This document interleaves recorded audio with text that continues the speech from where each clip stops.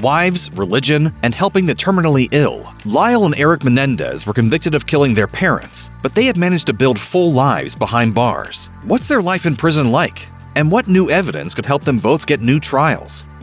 In 1996, Lyle and Eric Menendez were convicted of the murders of their parents, Jose and Kitty.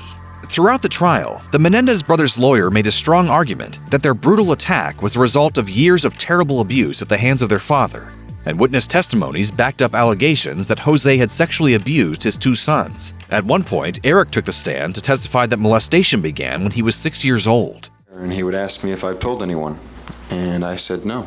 However, the extremely graphic nature of the killings, carried out with shotguns, was ultimately enough to lead to life sentences for them both. Prosecutors argued that the Menendez brothers merely wanted to get their hands on the family fortune, which they started spending quickly once they inherited. The brothers had a strong desire to be incarcerated together, but September 10th, 1996, would be the last day they would see each other for over 20 years. The two were also held in maximum security cells, so they did not have much interaction with anyone early on. In the following decades, Eric and Lyle were typically at least 500 miles away from each other, in separate prisons. While phone calls between the two were prohibited, they did manage to find ways to stay in contact throughout all those years. In an interview with People, Lyle Menendez said, "We write each other regularly. We even play chess through the mail, but it's a little slow."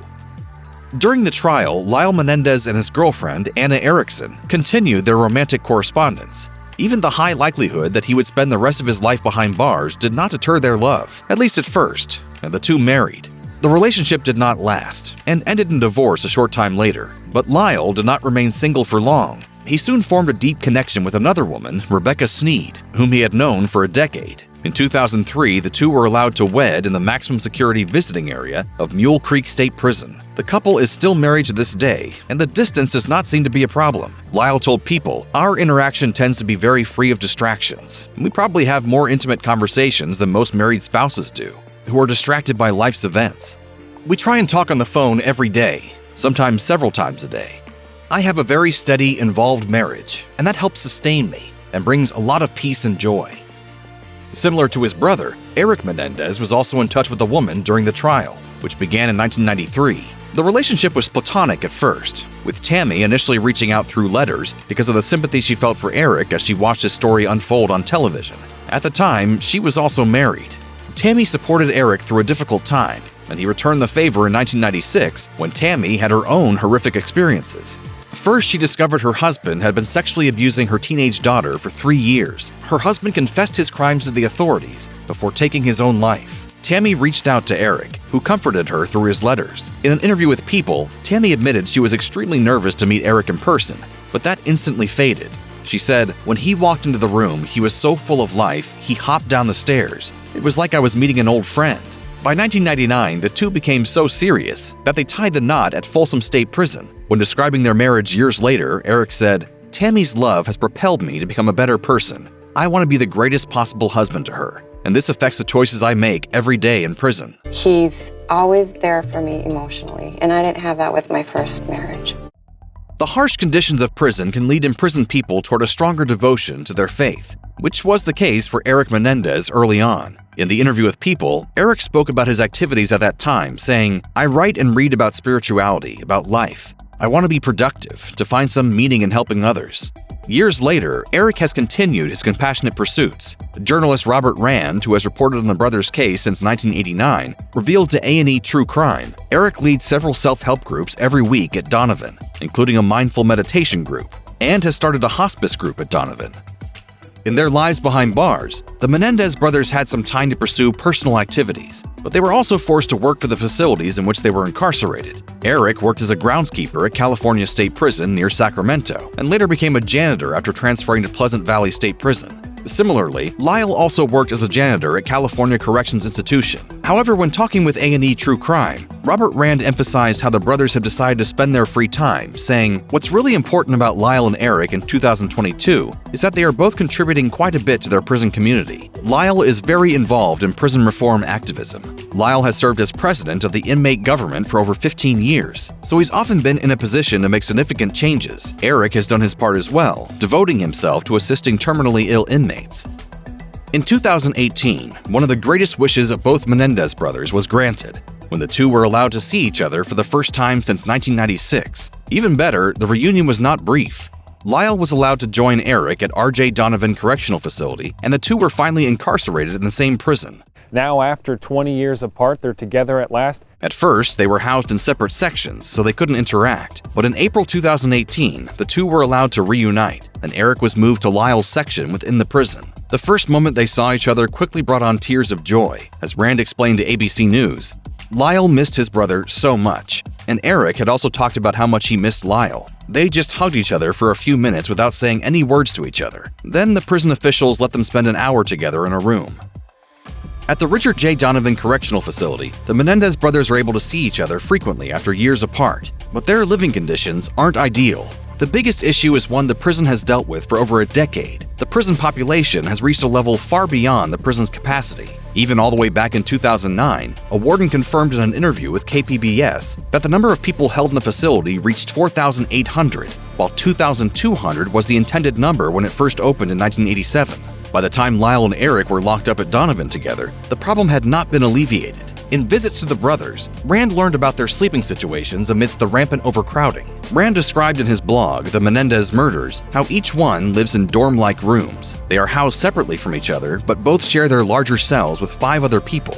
Lyle, at least, has his own bed instead of the common scenario of being given a bunk. In 2021, the prison also faced criticism for its high number of COVID-19 infections and COVID-related deaths. By April 2021, more than 1,000 prisoners had tested positive for COVID, and 18 had died. Those with loved ones at the Donovan Correctional Facility say not enough is being done to protect inmates from COVID-19.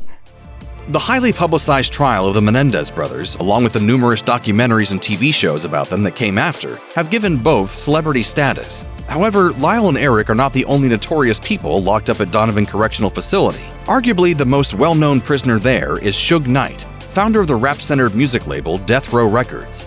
Far more infamous are Sirhan, convicted of assassinating Robert F. Kennedy, and Tex Watson of the Manson family.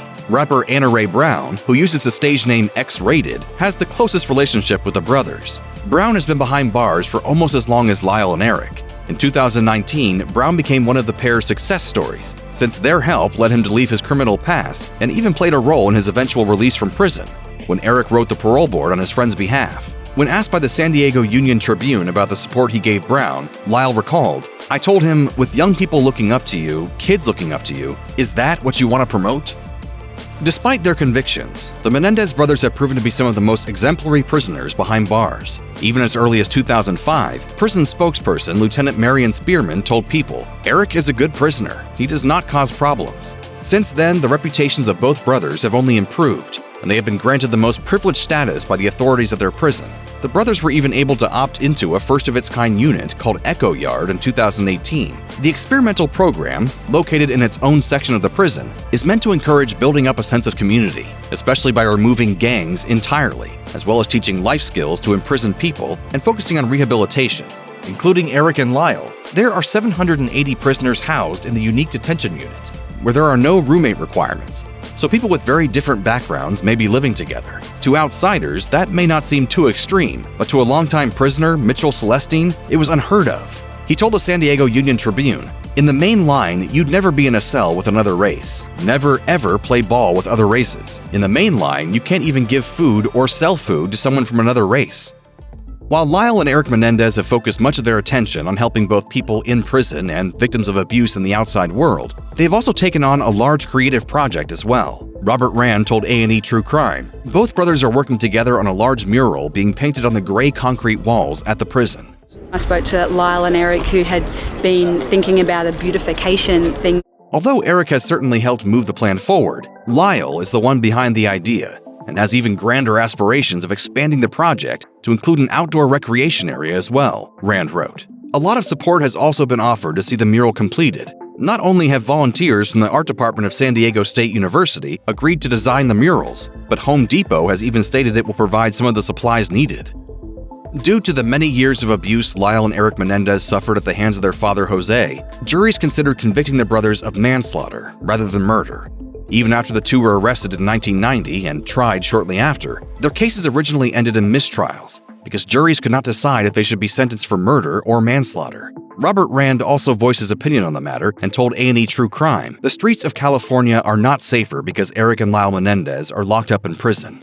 Over the years, the Menendez brothers have tried many times to appeal their case. Most notably in 2016, a new law that passed in California allowed those convicted to bring new evidence of sexual abuse to light, when it was previously prohibited in their court case. However, this attempt, and all the others, failed to get the desired results for the brothers. Then, in 2022, a new opportunity arose for Lyle and Eric. As Rand explained, "It's not definite, but the Menendez brothers' lawyers are going to file a writ of habeas corpus, and they're going to ask for a new trial. The threshold for filing is you have to have new evidence that was not available at the time of the trial, and they do have new evidence. That evidence is a letter written by Eric in 1988 that details his father's abuse, which was never seen in the trial."